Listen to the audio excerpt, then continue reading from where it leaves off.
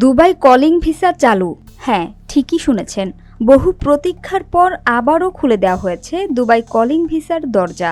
বাংলাদেশ সহ দক্ষিণ এশিয়ার লাখো তরুণের মধ্যে তাই শুরু হয়েছে নতুন আলোড়ন।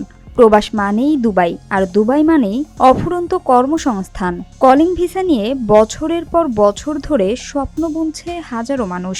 এই ভিসার সুবিধা হলো, কেউ যদি দুবাইতে বৈধভাবে থাকেন তিনি সরাসরি আপনাকে ডেকে নিতে পারেন। সেই সুযোগ আবার ফিরে এসেছে বলেই দাবি করা হচ্ছে।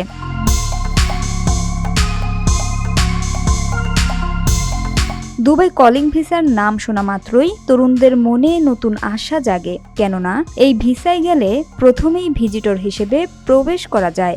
এরপর নিয়ম মেনে চাকরি বা রেসিডেন্স ভিসায় কনভার্ট করার সুযোগ থাকে।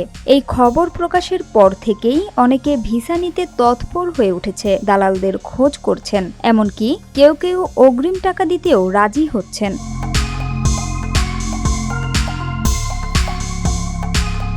ভাবুন তো, আজ যদি কলিং ভিসায় দুবাই পৌঁছে যান, আপনার সামনে খুলে যাবে চাকরির অসংখ্য দুয়ার। আধুনিক শহরে গড়ে তুলতে পারবেন নতুন জীবন। অনেকেই মনে করছেন এটাই হয়তো তাদের জন্য জীবনের সবচেয়ে বড় সুযোগ।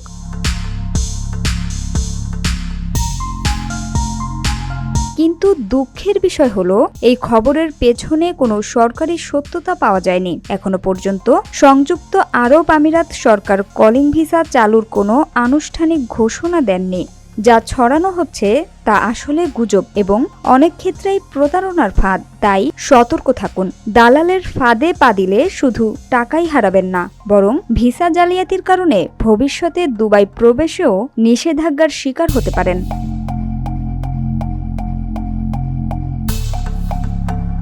আবারও জানিয়ে রাখি, দুবাই কলিং ভিসা চালুর খবর সম্পূর্ণ গুজব। সরকারি ঘোষণা ছাড়া কোনো কাগজপত্রে সই করবেন না, কোনো টাকাও দিবেন না। সঠিক ও নির্ভরযোগ্য খবর পেতে আমাদের সাথেই থাকুন।